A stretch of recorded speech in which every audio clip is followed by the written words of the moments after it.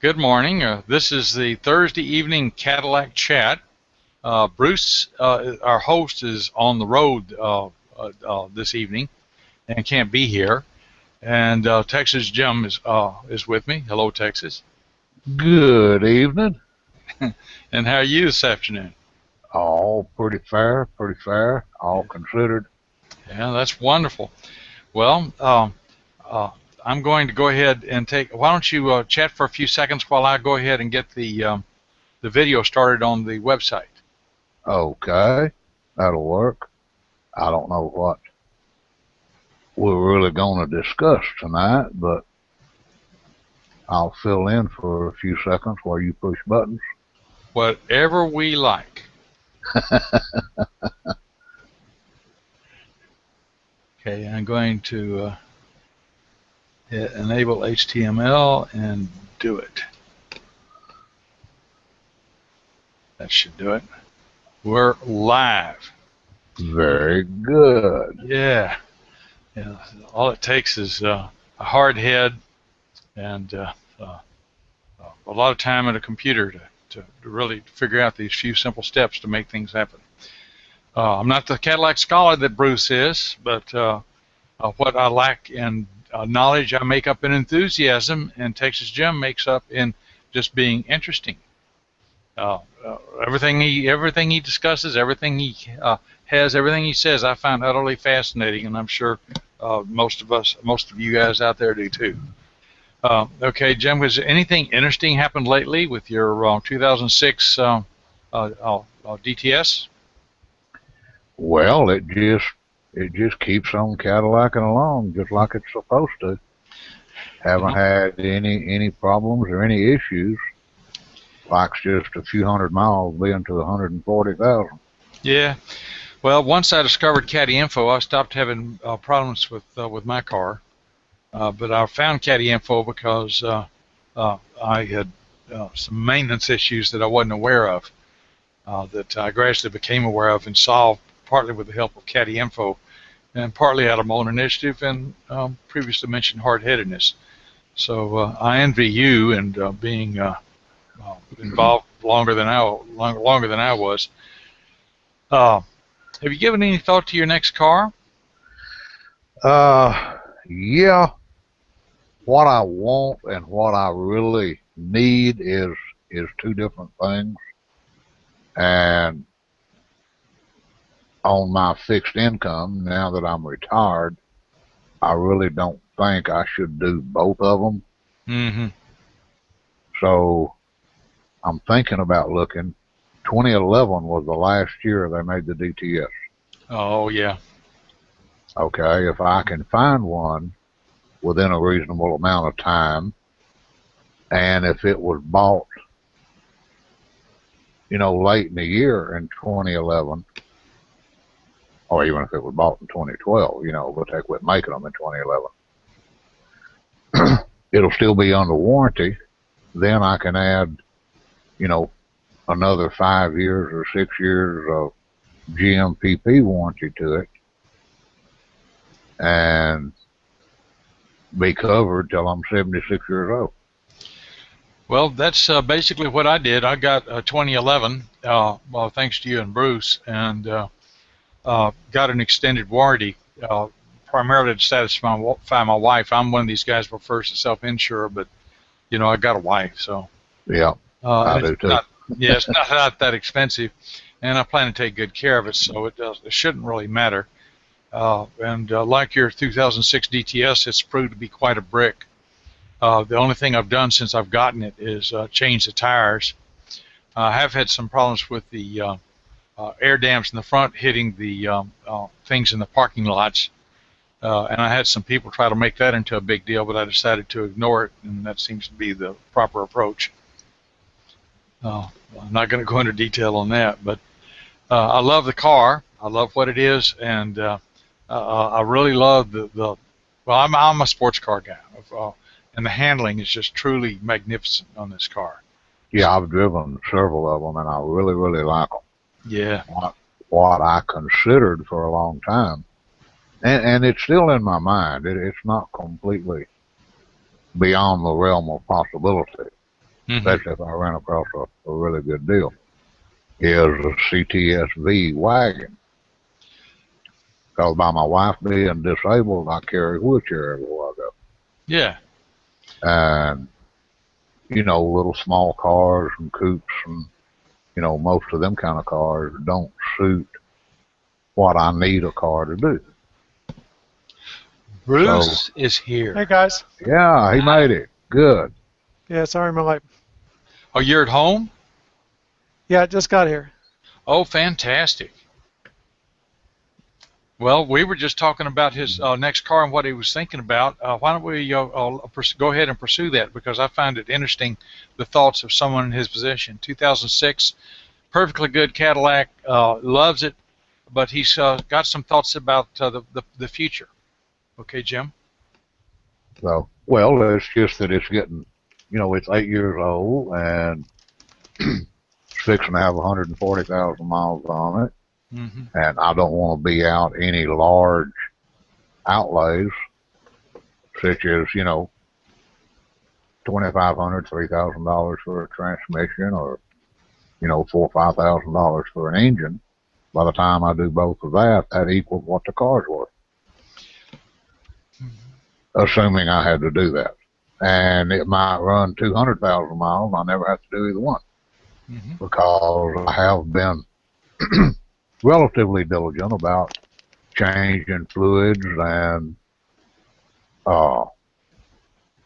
keeping oil changed, keeping routine maintenance up on it. And periodically, when I'm down having the tires rotated, I get down on my knees and look up under it for anything that might be loose or leaking or, anything that's out of the ordinary. And if it is, then I'll take care of it. When I had my Eldorado, I used a woman's vanity mirror I got from a drugstore, and I'd shove that under and shine a flashlight on it, and I'd look under the car with that to check for oil leaks and road debris and loose rivets and stuff. Oh, well, I have an extension mirror, a mechanics extension mirror. Yeah. It extends out to about 18 inches. I've seen those as big as compact mirrors, like 4 inches wide, and I don't have one of those, though. Mine's about a 2x3. Yeah, that's much better. It's a decent size. It's not real large, but it's not real small. I think it's also good to find little screws and bolts that you drop that don't go all the way to the ground. I think I'm going to have to get a hobby shop periscope to peer under that CTSV. Somebody was trying to trip me up. The maid left a half full can of, pop can of iced tea in front of the driveway. I wasn't fool enough to try to drive over it. I mean, that can's 5 inches tall. I know ground clearance is 4 7/8. Well, you could have checked just to make sure the new tires might have made a difference. Well, it did make a difference, but not enough. I feel quite sure. Well, you just need 1/8 of an inch. I think a 4 7/8 is with 1/8 of an inch. Trust me. I have learned to sort of gauge those, those tire stops they put in the parking lots. Some of them are a little too tall for my air dam. Some are not, and so I've learned to watch. And that can looked like it was too tall to me. So just the eyeball. Yeah. Said that I would not clear that can. And if I'd known it was full, that would have doubled it over, because it either scrunch it or tip it over, and that's all I need is a bunch of iced tea spilled on the garage floor. Oh, I thought you said it was on the driveway. Well, it was at the end of the driveway, right at the front of the garage door. Oh, okay. So I heard why Texas Jim would get a new car. I didn't hear which car he was getting. He's talked about several. Well, 2. A relatively late model V station wagon, as we've discussed before, and the other possibility is a 2011 DTS Platinum, hopefully with low mileage and just before it goes out from under warranty, so that I could put an extended warranty on it. Now, before you do that, you have to go test drive an XTS, though. because I still think I'm going to go over there and put a DTS logo on the XTS. Yeah. So that you'll recognize that that's the very latest DTS available is the XTS. There's something about the looks of it. It just don't appeal to me. Have you sat in one? Have you sat in one? Yeah. Yeah, I went and sat in them and looked at them, at the dealer when I'm having my oil change. I'm going to do it again here in a few days when I go have the oil change again. Boy, I like that fully programmable dash. The all-electronic dash. It's got the big panel dash, not the less expensive one. But the couple they make a platinum version. Well, that's the one I would want. That's the one I can't afford. I don't know. You could afford the earlier one by now, right? Maybe. Well, you can get lucky like I did and get a car you couldn't afford if you just get lucky, like I did.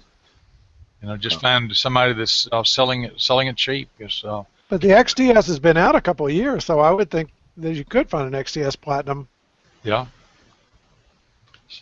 The only way to be sure you don't get one is not to look. Like I said, I've looked at them in the showroom, and so far it's not something that, oh yeah, I like that. It's one of those, oh well, that'd be okay. But the DTS is? The DTS fits my needs. No, the XTS fits your needs, but the DTS looks that much better to you than the XTS? I don't say it looks any better, but I don't think the XTS looks that much better than the DTS does.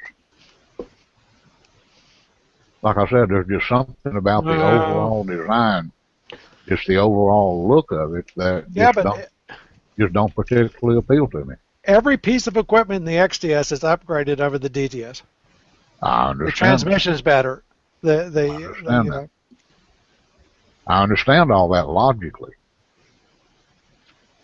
But maybe if I rode in one and drove one, it'd be different. But just sitting in them and looking at them, they just, they're just not that strong of an appeal to it. What do they have for engines? 3.6 or the 3.6 turbo. Okay. Well, the either one would be a quite acceptable engine, and the turbo is attractive. Oh, I think he needs the V Sport all-wheel drive. I wouldn't have an all-wheel drive on a bet. Here's my logic. Look at where you drive. You go all over the country. Yeah. That way, it wouldn't matter where you are, what the weather was. You'd have the all-wheel drive. Well, that's a point. But the all-wheel drive messes up your economy. Not too bad. It adds weight and it adds drag, and you will lose, 3, 4, 5% maybe, but it's not a killer. Now, would you compromise between the V Sport and the normal 3.6 for economy? I mean, would you rather have the 300 horsepower instead of 400 horsepower because of economy? No. Well, also, how much economy difference is there? There's not that much difference. There's not that much difference in the economy between the standard 3.6 and the V Sport. Now I know there would be difference between the all-wheel drive and the front-wheel drive. I just don't like 1 the mile per gallon. I just don't like the concept of the all-wheel drive. I love the concept of the all-wheel drive. That's high tech right there. Well, I've been thinking about it. Well, okay. Let me retract that statement a little bit. Yeah. My son has a Subaru Outback wagon. Mm-hmm. And he had it a few months, and we were out driving it. And I would assume the XTS all-wheel drive. Now, his is all-wheel drive. It's not selectable four-wheel drive. It's all-wheel drive. Mm-hmm. And I would assume the XTS would have a better system than the Subaru does, although they've been doing it for, 100 years. But let's just say a different system. I system. I did put his Subaru in a driving position that exercised the all-wheel drive. Yes. And I did like the way it worked. Good, but you're not going to tell me the Subaru is how you're judging the all-wheel drive on the XTS. No, I'm just saying that that's the only all-wheel drive that I can recall offhand that I've driven. Yeah. Okay, so you're thinking. And what it did, we were coming into a corner, and he told me later he wished I hadn't have done that. But anyway, we were coming into a corner, and I'm going too fast, but he had took me down this crooked road. Now he had driven it numerous times, so he knew the curves and the stuff like that. So he had gave me a good ride going down, then I was driving coming back. So as we come over the crest of this little hill and started down the hill, there's a 90-degree turn at the bottom, along with a bridge and a big steel guardrail. So as we went into that turn, I was trying to do some trailing braking on it to get the back end to come around so that, because it normally is biased towards the front. Mm-hmm. And I was trying to get the back end to come around so that it would pull with the front and pull me out of the curve. That's what I do with my DTS. Mm-hmm.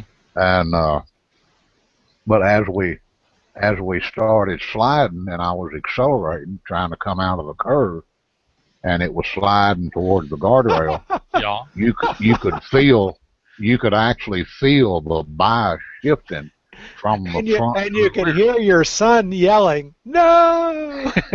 But you could actually feel the drive wheels changing. Yeah, you could hear his knuckles cracking. And but it did real well. Yeah. It did what it was supposed to do. So I will credit the all-wheel drive with working properly. But okay, well that's all I'm asking is before you go buy a DTS Platinum, go drive the XTS V Sport and the V Sport all-wheel drive. Well, what about a V Sport all-wheel drive Platinum? Well, perfect. Yeah. But you got to find a nice used one. Those will be harder to find used, right?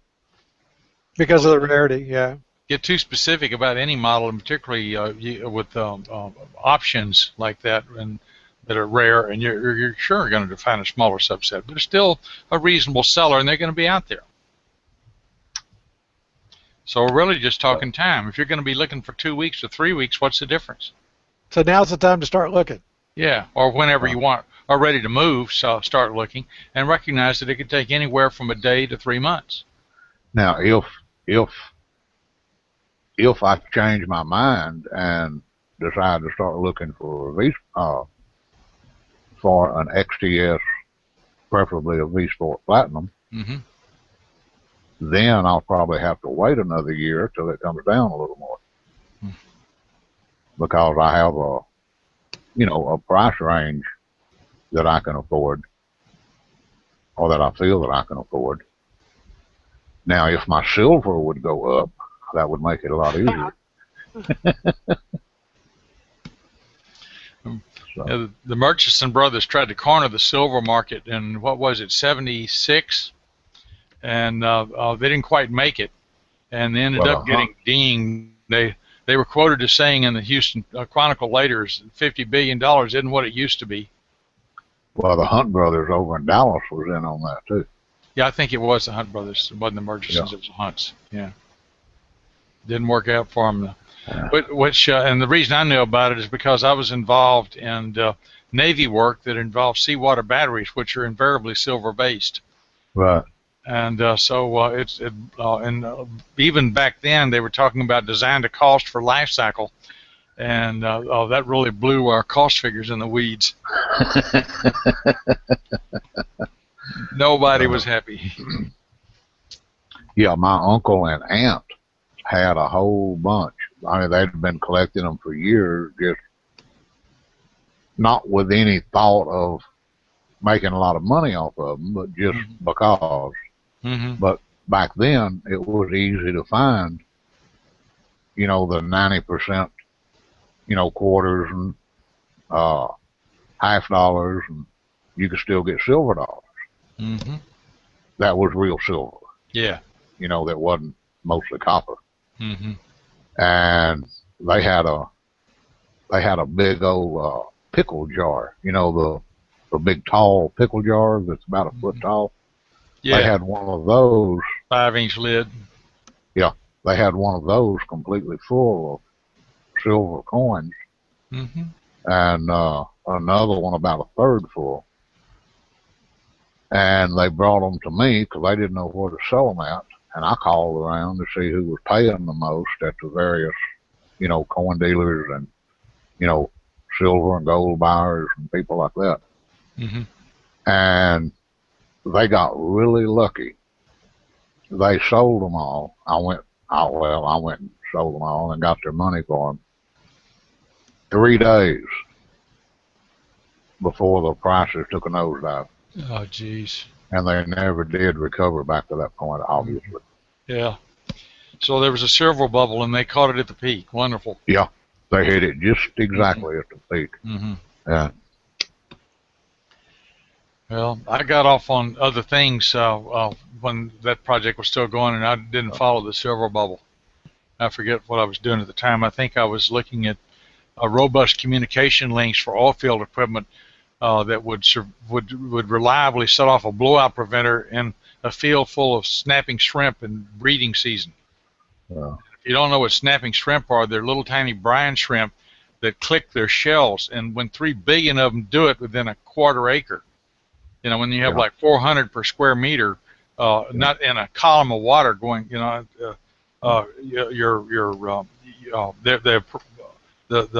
what it takes to punch through that is quite daunting, let me assure you, particularly with the technology available at the time. So, yeah, I used to feed brine shrimp some of my tropical fish. Oh, yeah? Mm-hmm. So. Yeah, it's hard not to do sometimes. Yeah, they, see, who was that actress, Susie McLean, what was her name? Shirley MacLaine. Yeah, she believed in reincarnation. I remember a stand-up comedian who said that she thought that things didn't die and that people should give her an aquarium. Right, because they do. Yeah, this would teach her that yes, things do die. Yeah, I had several at various times. You know, pretty decent aquariums. Yeah. The biggest one I had was 250 gallons. It was salt water. Yeah. It was a pain. It's a pain to keep everything living in a saltwater tank. Yeah. Yeah. How'd you keep it pumped and clean? Oh, I had diatomaceous earth, carbon filters. I kept seawater, artificial seawater, kept it aging in 5-gallon buckets for periodic, you know, drain out 20 or 30 gallons and, you know, add fresh water to it. Keep the ammonia down? Yeah. Yeah. That's not a project to which I'm willing to commit. Somewhere around 30, I recognize that certain very attractive things tended to be more of a way of life than just something to have and enjoy, like sailboats and Jaguars and anything with Lucas Electrics. Things like that were really a commitment in time and energy, not just something you could buy and enjoy. So I've been loath to commit to something that was going to turn out to be a white elephant and a way of life. I'm too much of a generalist to want to tie myself down to commit to anything and spend a great deal of time. One of the few exceptions is photography, and my commitment to that waxes and wanes depending on other things. Like right now, it's pretty much at a minimum. I only take maybe 10, 20 pictures a week, but sometimes I take hundreds a week. But right now, I got too much else to do. So I used to like to work in the dark room. I still have an enlarger and my tanks. I don't have the chemicals. I'd have to go buy them. I'd have to go buy a new paper, because what paper I have would be, you know, 20 years old. It wouldn't be any good. I'll send you a site to where you can click on numbers and see where Kodak imploded all of their major industrial buildings in 2007. You can't get most of that stuff anymore. Mm. Like E6 and not C22, C41, the two main processes. I don't really know how you would get those anymore. I'd do a web search. I'm sure I could find a source, but it might be Fuji. Hmm. So I have a patent question. Okay. So patents have a number of claims, right? Right. Yeah, that's part of the process, yeah. So is basically each claim of the patent a separate patented prescription, or are all of the claims together what's being patented? Actually, I think a patent has several legs to the stool. One of the legs is the concept. Another of the legs is the device, like if you have a working model or something, proof of concept. And the claims are your tie to utility. And if someone does something that dodges one of the other two things but meets your claims, within you have a chance at getting them on saying that they copied your idea by reading your patent or looking at your device and meeting its functions. The claims alone is a bit specious, so you really want to look at the idea. For example, in the 80s, Microsoft sued, no, it was Apple sued Microsoft because Windows 2 had a very early Mac-looking desktop with a garbage can over in the lower right corner that bulged when there was something in it and stuff like that. And but they didn't copy any of the code. It just looked a little bit like the Mac interface, and they lost. But more recently, Google has an operating system and a shell that looks a little bit like the Apple iPhone user interface, but it isn't really a copy. But there have been patent decisions made on the basis of the shape of the corners of the icons, which to me was declared non-patentable in the 80s, and they said that the decision was clear that you could patent software, you could patent a concept, but you couldn't patent the looky-feely part of a user interface. So this is like people trying to patent the three-pedal layout of a car floor, or two-pedal without. If you talk about the automatic transmission, these things are just what people expect, and it's not really. And also remember, they said that okay, the touchscreen flat-face phone was an Apple innovation, and everybody who makes one is a copy. Well, it turned out that Samsung wanted to introduce in court a Sony phone introduced long before the iPhone that had a flat face and a touch screen with icons to operate it.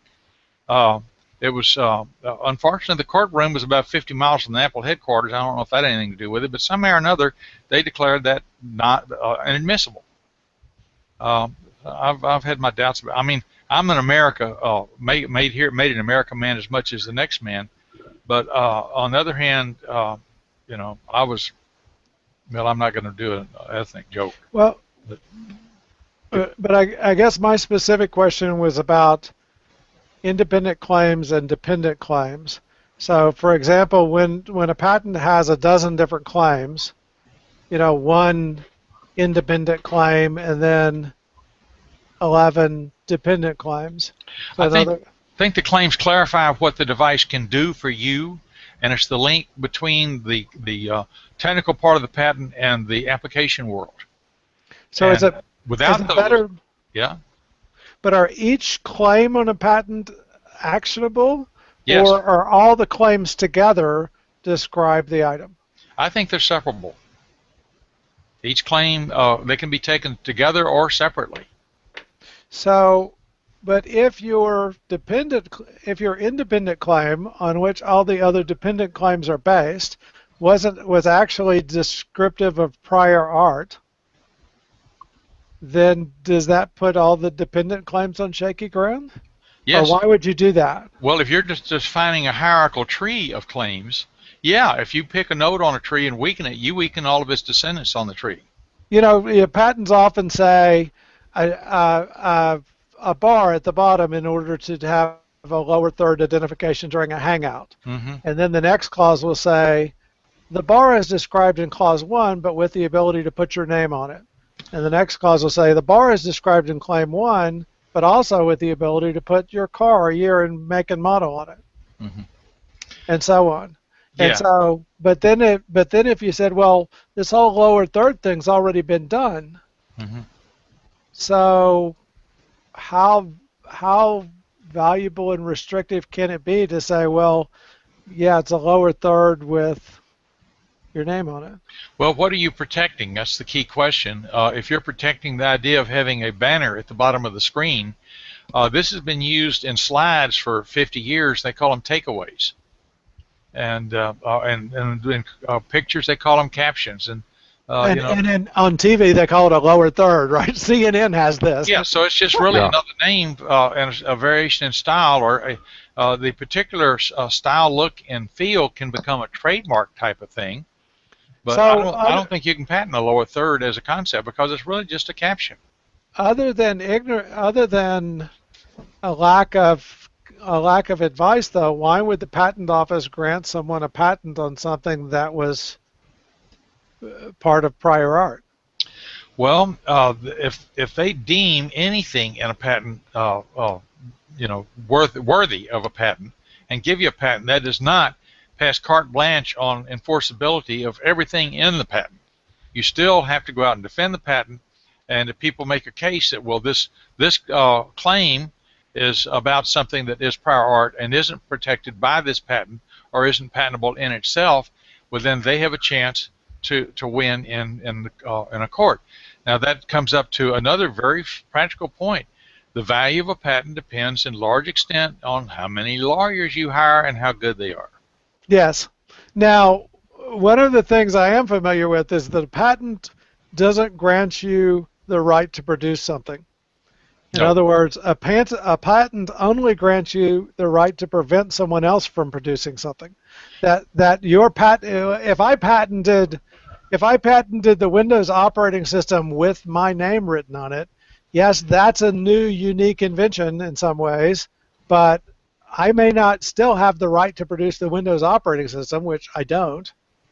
And so just because I patent the Windows operating system with my name written on it, that doesn't give me the right to either produce or restrict production of the Windows operating system. So you're saying, and if you did produce it,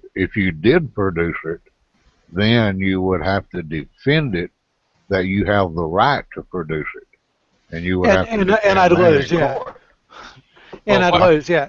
Well, it depends on whether on a lot of things. If you basically wrote all new code, had a kernel that did not share or steal code with the NT kernel, and the API interface that did not copy or steal code from any of the Win32 and Win64 user interface, you might have a case. There were early Windows 1 and 2 compatible workplace shells on DOS that people did sell that would run Windows apps. Yeah, but software kind of has that unique characteristic that if you formulate it a different way, that it may stand up. And although some of the look and feel lawsuits, have good case support, but I'm thinking specifically of a hardware item, not a software item. Okay. And so in this case, they were describing something that has plentiful prior art, and so I'm not clear why. What level of review does the patent office do before they would grant you a patent for something? Well, for one thing, they have vast resources to do patent searches on the basis of keywords. And I think the process with this day and age is almost certainly motivated. They input your patent as worded. A patent attorney will word the thing so that this process is facilitated, just to speed things along. Or not facilitated. Well, if he does that, that never shows up in the search. if their data mining software takes digests the patent application, it turns out the stuff is really weird, and they don't have keywords and phrases they can use in their patent search. They're going to, and they have to go manual. The first thing they're going to look at is the possibility of smoke and mirrors. Yes. And this happens a lot in the patent office. And also, people try to patent ideas, not inventions, a lot, just so that they can prevent people from taking advantage of emerging technology and patenting their work. and that maybe get paid. These are called trolls. There's the world's full of them these days. So, Go ahead. So if I formulated a patent though, and my first claim in the patent is basically a nail, Mm-hmm. and my second claim is a nail with a wide round head, Mm-hmm. and my third claim is a hammer that could be used on a nail with a wide round head, Mm-hmm. and the patent office granted me such a claim, such a patent. Unlikely. Unlikely, Mm-hmm. but if they did, Mm-hmm. then I could go try and take action against everyone that makes nails. Yeah, you could. But could the first guy that shows up in court with a bunch of nails and a hammer from the hardware store is going to get the patent declared invalid because of the prior art problem. Yeah, yeah. If they can show prior production more than 7 years in advance of the patent filing, it's declared public domain and unpatentable. So I think it's 7 years, something like that. Now, as I continue to build my dependent claims, though, so if I said, the same from claim 1, but now it's in this pretty red box with a see-through window so that you can see, my nails, Mm-hmm. then that part of the patent might yet stand up. The box. You could patent the box. Putting nails in a pretty red box. Mm-hmm. That part might stand up where if I could demonstrate for some reason that I was the only one that thought of putting nails in a pretty red box. Yeah, that's right. Well, you'd have better luck trademarking it as a box for a commercial product, but you could get some protection on that. Right. Instead of a patent, right. Mm-hmm. So, but it's that part where I wonder if the patent office goes wrong in some cases in search for prior art because the prior art was so obvious that nobody patented it. Well, I remember in the 50s there was a fad about people patenting things like paper clips and rubber bands because, they said there's no patent here, and if I can get a penny out of everybody who sells a pound of those things, I'll be rich. Right. And it was all thrown out because they discovered some 100-year-old patent law that said basically if something exists out in the world and you didn't invent it, well, then it can't be patented. Yeah, it's not yours. There were tries. Yeah, people did try, and I think there were some dumb patents granted at the time, and of course they were thrown out, challenged and thrown out. And that's what you'd have to do in a case where a patent had been granted for something that was obviously prior art. Yeah, but the Bosch EFI is patentable in the face of the Rochester mechanical fuel injection, in spite of the fact that they all have injectors which work on the ports and yada yada yada, because there's an invention there and it's fundamentally different, and it has claims such as offers electronic control, yada yada yada, sensor based. But it didn't prevent other types of fuel injection, right? It just kept you from making the Bosch one. I think that a lot of these people might be paying royalties to Bosch. Like I haven't checked with Excel and Holley and these other people that make fuel injection, whether they pay that or whether Bosch is paying royalties to Holley, who had fuel injection aftermarket long before anybody else. And also, I think the Hilborn systems were mechanical. In fact, I think they had mechanically operated pistons with cams squirting fuel into some of those. I think the old Bendix was mechanical also. Yeah. Mm-hmm. That was on the Corvettes. Oh, was that Bendix? They called it Rochester, and starting in 55, 56, 56 was the first year. Now I sat down to have a nice car chat with one of my car friends in Arkansas a couple of weeks ago when I was there, and I was explaining to him that if I were to trade the Roadster, I would go look for a Cadillac convertible some year, and we were talking about which ones, and we've kind of talked through which ones I would be looking for. But he expressed the opinion he has a collection of about 15 different classic cars, and drives them, which I'm a big admirer of him for doing. But he has an XKE, he has a couple of Studebakers, including a Skylark. He has a couple of 57 Buicks. He has an Austin Healey. He has a 59 Cadillac. So he has a pretty diverse collection. and keeps them up and drives them and enjoys them. But he was saying, yeah, I wouldn't want a convertible because you're going to have problems with getting, the convertible top's going to have ongoing issues of some kind. And I don't want the complication of the top and the bows and the material and the everything. What do you guys think on that topic?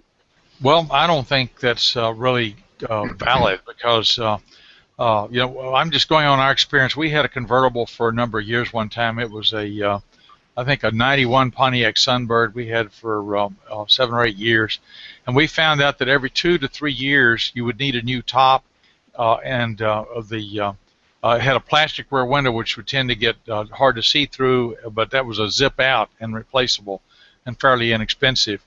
But other than that, it was fine. If you left it down a lot, it would tend to get mildew in the crease that looked bad when it was up, but that would scrub off with dishwasher soap and water. It was a white top on a white car, and it was a fine car. When it was up, it was very hard to get tight. But if you got it tight, wind noise was not a problem on the highway. It was tended to be cold in the winter. So I don't think you're going to find them being driven in the winter very much in the hardcore snow belt like Buffalo, New York. Yeah, but we don't live up there. We live down here in the south. Well, there's that too. And also, you got to look at what you want to do with the car. Yes. I don't think you want to buy a car that somebody's selling that's ready to drive, because what you're looking at is a final product that would be the end product of what I would think of as a Caddy Info project. Yes.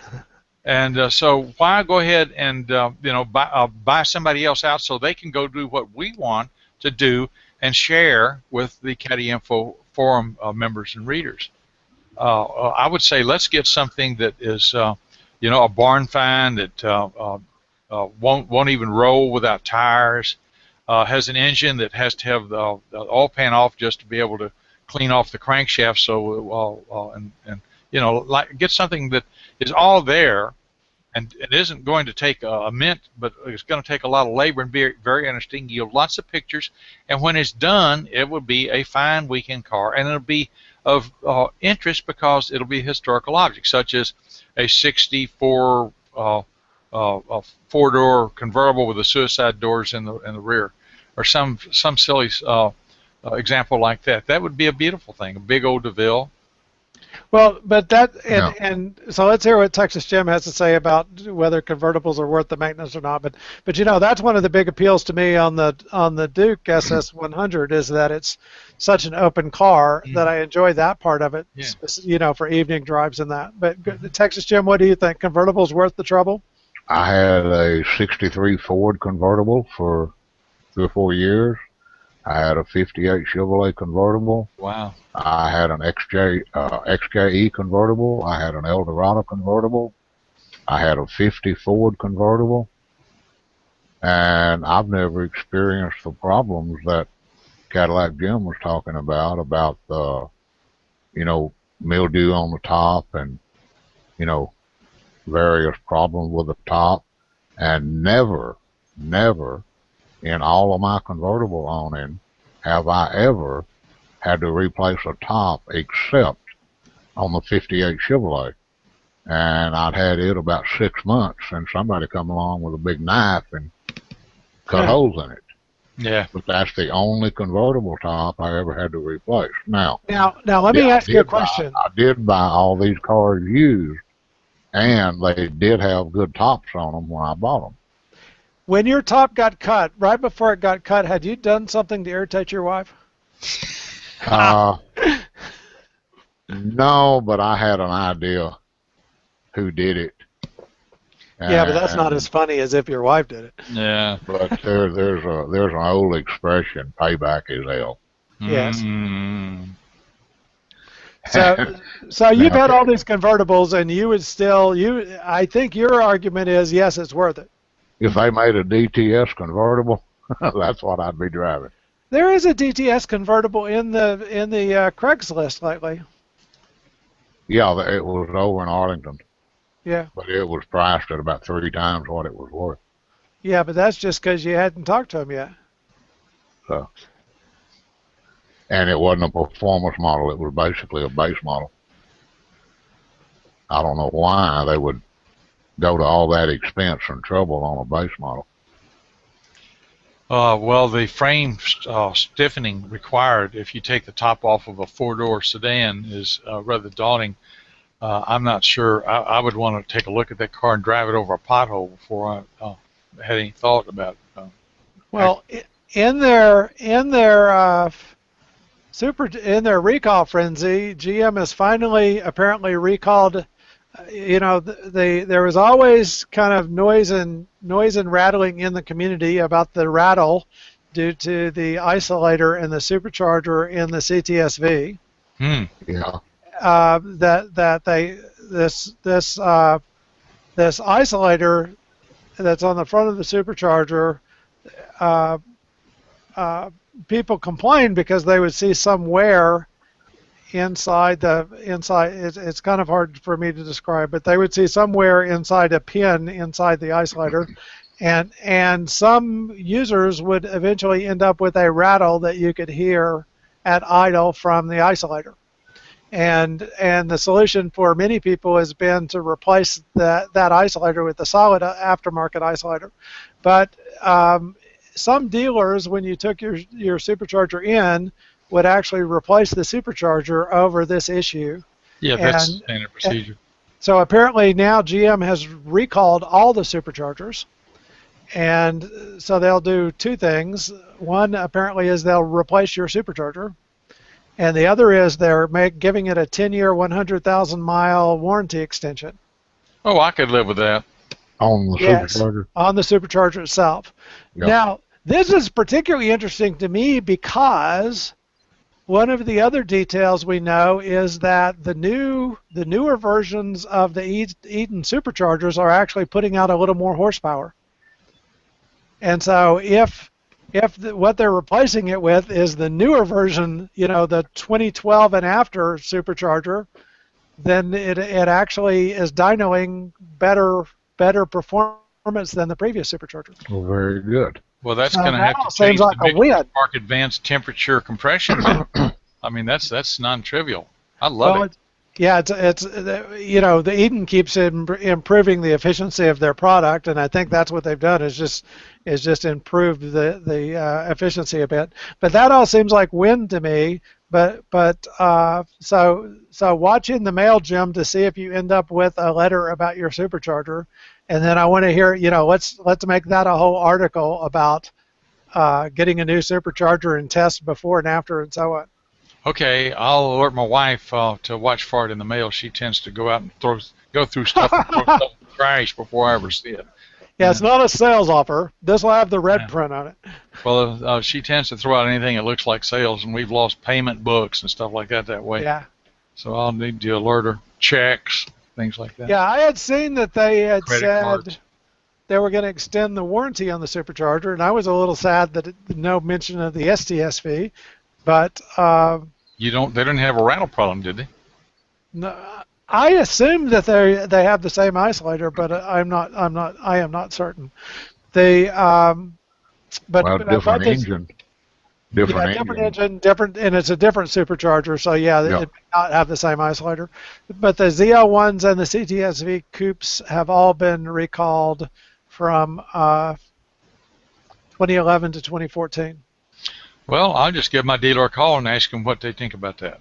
Yeah, when is that showing up? Now you can call GM at 1-800, and I'll recite this. You don't have to write it down because you can go back and listen to it on the video. But it's 1-800-458. I'll put it in the comments too. 1-800-458-8006. 1-800-458-8006. If your dealer doesn't know anything about it, but certainly your dealer should know it just fine. Of course, I'm going to write it down and print it out. Yes, and so I'll put it over in the group chat comments. But as I say, the other thing I'm interested in is, so if you have the supercharger replaced, that gives you an opportunity to have a brand new intercooler block that doesn't have any Right. oil pass by in the engine. Now might be a great time to put a oil catch can on the engine before you had the supercharger replaced, which keeps oil. What the catch can does is it catches oil in the EVC, in the evaporative system, right, and isolates the oils so that when it's passing gases back through the supercharger, then they don't have that oil in them, and the oil doesn't coat the intercooler block. And so now might be a good time to get a catch can, and then I'd be interested. You get perhaps a slightly more efficient supercharger, perhaps brand new intercooler blocks. This all seems like win to me. Yeah. So Coolant change. I'm excited about this recall. And a catch can's always a good idea on a blown engine anyway. Mm-hmm. Yeah. Yeah, I have not done that with mine, and it now, but this is another thing that one of these days projects. I'm perfectly happy with the performance of mine, but now that our friend Tim Carroll has a Cadillac repair shop up it's not in my neighborhood, but it's up the street. Then I have a brand new supercharger at my house here for my car, and so and now somebody's making a lower pulley for that's not that expensive, and slap new injectors in it and pick up another 50 horsepower, put in the new supercharger and brand new, never coated, intercooler tubes for it, and it might actually stay cooler in the summer. Why the hell not? Go for it. Yeah, exactly. I've already made the investment. Mm-hmm. It's just sitting here taking up space right now. Then go out and run the numbers and compare them to last year and see what you got. Well, there's one of those small horsepower gains where they said if you index the Laminova tubes within the intercooler within the SCSV design, they'll make more power. Index them? What? Index them. The tubes have sections of tubes and then kind of fire breaks in between the ends of the tube. They have kind of blanks, and they said what you need to do is kind of clock the Laminova tube around so that the air is coming in through one of these wide fire breaks, and it actually allows more better airflow. Well, that sounds to me like you're increasing airflow at the expense of heat transfer. So it would work when in cooler weather, but it would go against you in warmer weather. So it would change things. Whether it would be an improvement or not really depends on the numbers and where you are and so forth. Yes, yeah, when you are. And here in Texas, it depends on if you're waiting until after midnight when it gets below 80, or if you're or if you're running in the winter. Yeah, I need a nice place in Canada to do all my testing. I don't think it would make that much a difference unless you stay in the boost a long time. Just for the normal, few seconds that you're in the boost. Oh, well, everything's additive, though, and so if you can get a little bit more horsepower for free, why wouldn't you? Exactly, that's what I was getting at. Yeah. But so I'll have to go back and study the whole topic again. And the other thing is I'm not sure how much I want to fiddle with there's kind of a press fit gasket arrangement with how the Laminova tubes fit inside the intercooler, intercooler. And so I don't know. The last thing I want is any water in the engine. So I don't want to be fiddling with the Laminova tubes and then they leak at the end at that end joint, and then I wash out my $20,000 engine. Well, I think that kind of thing might void my extended warranty, so I'm going to go with whatever I can get that's legal within the warranty. You're all good because yours is a block. Yours is a block in a block intercooler. The CTSVs don't have the Laminova tubes. They went to it's basically just a conventional heat exchanger or two little blocks inside the thing. But the attraction of going to the new supercharger, assuming your car is included in the recall, which it sounds like it would be, is that you get the brand new clean blocks, right? No exhaust gases having passed through from the EGR. Yeah, from the EGR. Hmm. Well, I don't really know what the EGR path is on that motor. I've done so little with it that I really, I haven't pulled the covers off and gone through and found everything. I found the PCM on it, which took a month or two, but it's actually on the passenger side, just inside the front fender and the back by the firewall. I thought that was the ignition module, but it's the ignition modules combined with this engine. The coil on plug means that they have a separate little module with each coil. Oh, and I still haven't figured out my miles per gallon, because I know I used to report that I would get about 23 miles per gallon in the SDSV, but tonight for a hot day in July, I got right at 20 miles per gallon for the two ways at 75 to some number slightly over 75. They could have been just the tank of gas you bought too. Well, lower octane, or could have had high alcohol. What we've wondered is if the different oxygenation in the fuel as it changes through the year, if the non-summer fuel actually gets better miles per gallon than the summer fuel. Right. That's, or if I'm lucky enough to fill up somewhere that doesn't have so much ethanol in it. But yeah. But so now that you've found where your PCM is, though, and I'm sorry I injected, I broke the line of thought there, but now that you've figured out where your PCM is, were you looking for it for a purpose or just out of curiosity, scientific curiosity? It was just a coincidence. I had the hood up and was showing the engine to somebody, and he asked where the PCM was, and he pointed at that, and I said, I believe that's the ignition module because it had heat sinks and stuff on it. And they don't have an ignition module.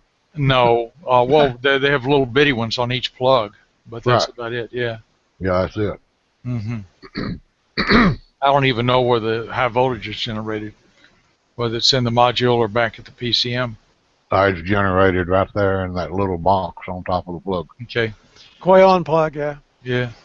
Well, I mean, where the 200 volts comes from, that like comes off your points, is that generated in the module or is that generated back at the? No, I think Go ahead, Bruce. No, I'm listening. Go ahead. My understanding, there's just a 12-volt signal goes to the coil that's on top of the plug, and that firing signal generates the 40,000 volts that goes down to your plug. Yeah. Yes. Well, there's one of the advantages is you basically have 8 coils. Exactly. Yeah. Well, the way ignition works is you have 2 stages. You have about a 2 to 250 volt DC voltage is generated, and then it's switched through the primary of your coil, and then interrupted. And the inductive voltage spike due to the interruption is what generates the spark that then fires your spark plugs. Right, but that's all done. That's all done in that little little 1-inch square thing that's on top of your plug. Yeah. Okay. Then the points are an IGFET or MOSFET, which turns on with a signal from the PCM, and it turns off when the plug fires. And then there's a condenser in there that's the IGFET and the condenser are forever. Correct. So the coil is forever until the epoxy cracks, or you get battery accident or something. Then these things happen. Nothing's forever, really. But yeah, it's just basically a low maintenance item. Very low. But it better have a damn good ground, because both the 12-volt ground and the high tension ground are through a wire from there to the cam cover, from each module of the cam cover. I'm talking from the earlier ignition schematic, which I've seen. I haven't gone and looked at the ignition schematic on the Mine are actually bolted to the cam cover with a bolt. Yeah, there you go. That's your ground. And that, yeah, that's what I mean. That's the ground. Yeah. They're actually bolted to the cover. Yeah, don't ever let a ham-fisted guy get on that and strip it out.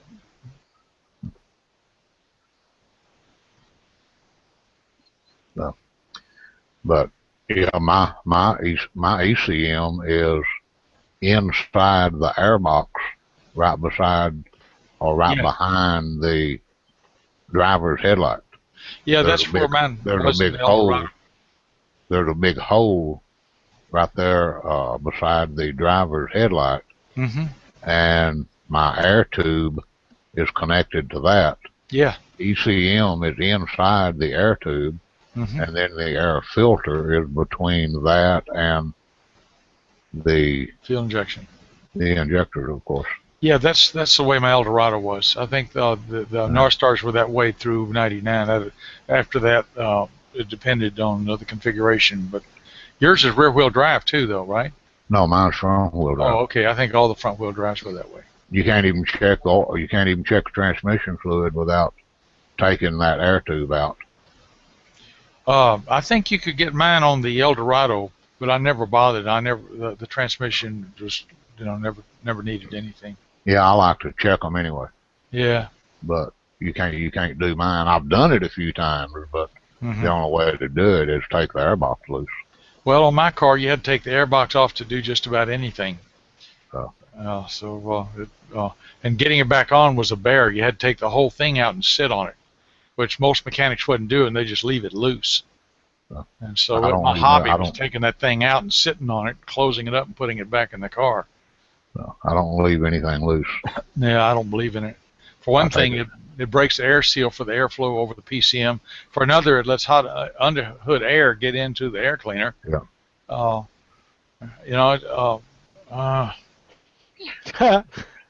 had people I don't want to get into a story about Hangout ham-fisted mechanics. I've had people tell me, "Oh, you need to put a cold air system on it." Yeah, like it doesn't. It's already got one. Yeah, it's already got one. Yeah, I had people look at me funny. Although I really like the ones that Tim is making at Carroll Cadillac. I think those are pretty with the Lexan and bringing the filter out. And so and he's making a true cold air system, and so I do appreciate that. Well, it basically what I like to do with that. Use the same hole as the stock system. It gets the air through the same hole. But I'd like us to do a back-to-back test with that. Yeah. To try and understand. Because, I never could figure out a way on my SDS for it to benefit from any air filter addition. Yeah, I remember that. But Tim's thinking he's getting good results from his, and so I'd like for us to figure out a back-to-back test. Well, it's the same path, but he's drastically changed that big box over the PCM where the air cleaner element was. And he's made it bigger, and the air cleaner element looks like, it's hard to say whether it'll flow better. It looks like it could, but, like I say, the numbers would have to be run. Also, I would want to see how good it cleaned the air. Remember, another thing you found with your old STS was that the AC Delco cleaned the air better than anything you could buy. In addition to giving you, equivalent nobody beat it. Nobody beat it on 0 to 60 time. I mean, it would show up better at certain RPM ranges, but nobody beat it 0 to 60 time. And that was important as a result. It doesn't necessarily mean the car didn't make more power with one filter or another, but it didn't change the 0 to 60 time. So if that's actually what you're trying to do is change the 0 to 60 time. There you go. There was a great deal of savings to be had there by not buying all the models that I did, and perhaps contributing to the early demise of the automatic transmission in that car. Oh, you lost the auto tranny? Yeah, I lost the auto tranny in the '96, soon after the air filter test. So and I'm not perfectly certain that those were related, but it would certainly be fair for it to be. Do you have any idea of what caused the tranny to go out? Was it overheated or something? Don't know, but yeah, that's the normal thing. Is the bands the bands get burned up, and so. How about the torque converter? Was it that or the bands? What happened to it? I didn't get a great answer from them as to what the actual issue was. I took it over to them and I said, what's the solution? They said you need to rebuild. It costs this much money, and I wrote a check and they rebuilt it, and it was happy ever after. Well, that's probably all you're going to get, because the guys that do that kind of thing work in a clean room and they don't know or care what happens behind the wheel. Yeah, they're going to take everything out anyway. Yeah. What happened though? Did it quit shifting? I wouldn't go into fourth. Wouldn't go into fourth. Yeah. Okay, that could have been a band, a shift solenoid, but it sounds like it might have been fixable. Well, it was fixable. They rebuilt the transmission. Yeah, but I mean by changing the shift solenoid, instead it was perfectly fixable. I just wrote him a check. Fixable when you write the check. That's right. I just wrote him a check. But there's a 3/4 shift solenoid that may have been sticking. No, it was not a shift solenoid problem, and it wasn't tossing any codes. Oh, we're after the closeout time. Why don't you, since I'm host, I'll redo the parallel, stop the broadcast, and we'll continue the talk. If you want to record it, we can have a second video tonight because we're on a roll. But this has been the historically 1 hour Caddy Info chat for the June 5th, 2014.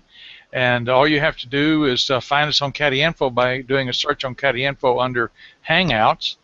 I did not enable the Q&A block in time to make it active this time. They disabled it because I was too late invoking it. But normally we have that up. We have text. You can send us messages. Or if we get a PM on Caddy Info, we'll get you in somehow. I'll even respond to posts on Caddy Info. So basically, you can join us. You can, if you don't have a screen, the icon will be there. You can text use a cell phone. Text me your questions. Yeah, text Bruce your question. Yeah, I'll give out a cell phone number, and you can text him your questions. There you go. So anyway, it's a fun thing.